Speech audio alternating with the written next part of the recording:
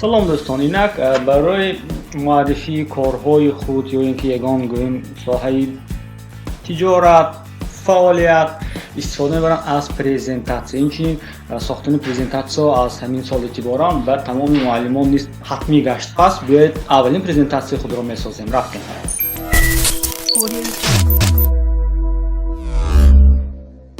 инак сохтани презентатсия дар PowerPoint. Сараввал биёед шинос мешавем презентатсия худаш чист. ба фикри ман ин презентатсия маълумот, мавод ё бастаи маводҳо мебошад, ки барои муаррифӣ пешбинӣ шудааст. Ин шуда метавонад дарс, ягон намуди лоиҳа, хизматрасонӣ, мавод ва ғайре, ки онро муаррифӣ кардан мумкин, лозим ва шарт аст. Яъне шумо метавонед дарс созед, ягон лоиҳаи худро ё хизматрасониятонро, маводи худро пешниҳод карда бошед. инак барои он ки шумо презентатсия созед, истифода бурда метавонед барои мисол аз барнома. тавсеяи мо ин барномаи PowerPoint худаш чист? номи пурраи ин барнома Microsoft Office. PowerPoint аз калимаҳои англисӣ PowerPoint тахмин муаррифии боваринок мебошад, яъне барнома барои сохтани презентатсия ё худ муаррифинома. дар ин барнома ё ин ки гӯем истифодаи ин барнома барои ки муфид аст? Барои ҳама. Мисол маорифчиён, донишҷӯён, хонандагон, барои мутахассисони соҳаи тандурустӣ, савдо, менеҷмент, ҳуҷҷатгузорӣ ва ғайра. Албатта хеле бисёр. инҷа мисол мо ҷой дода метавонем албатта ҳам рӯзноманигорон ва беохир. инак барномаро фаъол месозем. албатта фаъолсозии барнома якчанд роҳ дорад. роҳи аввали он, яъне роҳи стандартии он, истифода аз тугмаи пуск интихоб мекунем все программы. баъдан меёбем папкаи Microsoft Office вобаста ба тафсири он, яъне соли он, ва интихоб мекунем барномаро. Инчунин метавонед дар қатори найти программаи файли калимаи барои мисол Power ё ин ки Point, яъне қисми барномаро руфчинӣ кунед ва Windows ба шумо онро дарёфт намуда пешниҳод мекунад. чун ба барнома ворид шудем, дучор кушода мешавад барои мо саҳифаи шиносоӣ, яъне мо инҷо метавонем интихоб кунем презентатсияи холӣ ё ин ки якчанд намуд ё ин ки шаблонҳои тайёр. барои дарси аввал интихоб мекунем пустая презентатсия, яъне презентатсияи холӣ. онро мо ҳаракат мекунем аз 0-0 сохта бошем.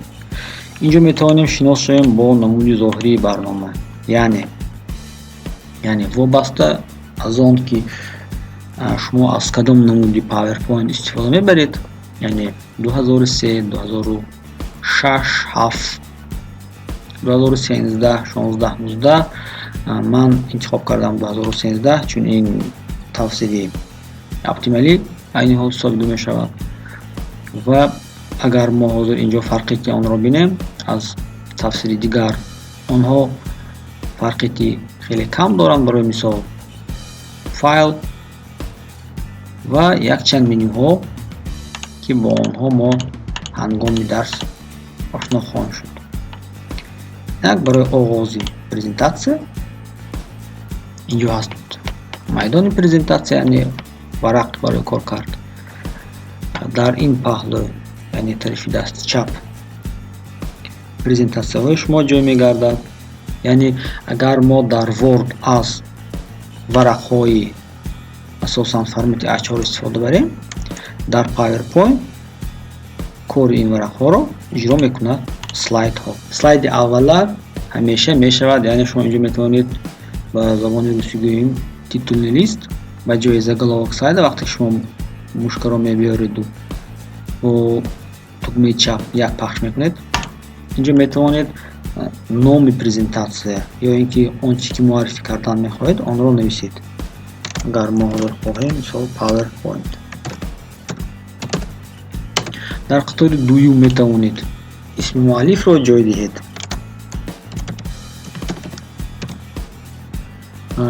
ё он ки маълумоти кӯтоҳ оиди он чизе ки муаррифӣ кардан мехоҳед. Ана тамом.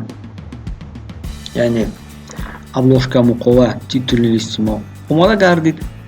Метавонем барои ҳамроҳ кардани саҳифаи нав метавонем аз панели тарафи чап истифода барем, кнопкаи рости мушро пахш кунем, создать слайд интихоб кунем.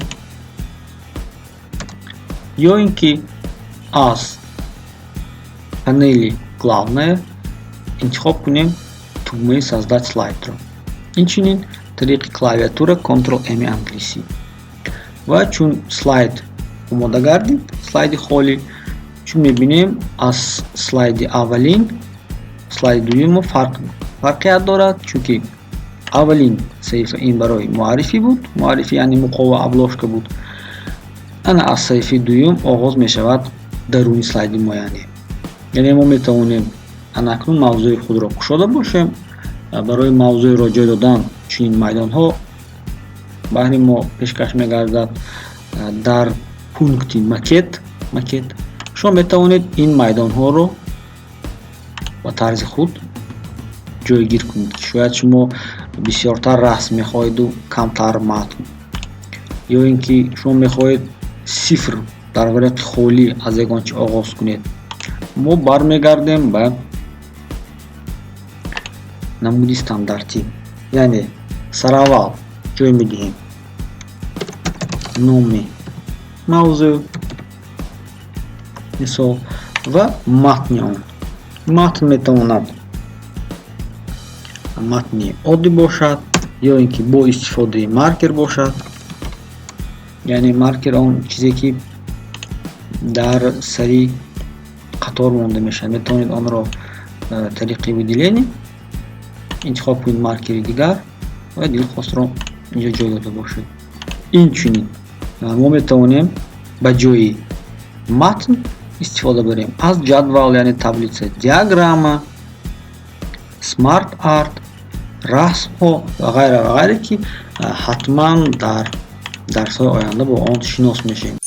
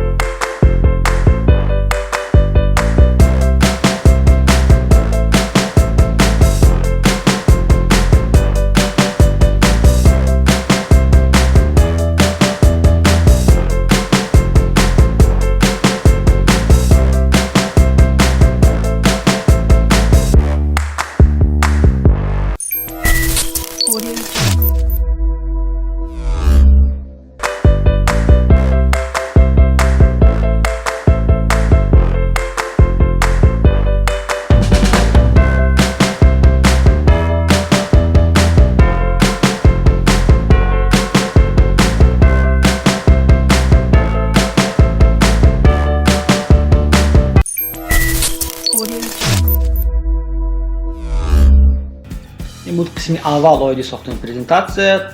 То қисми оянда барори кор.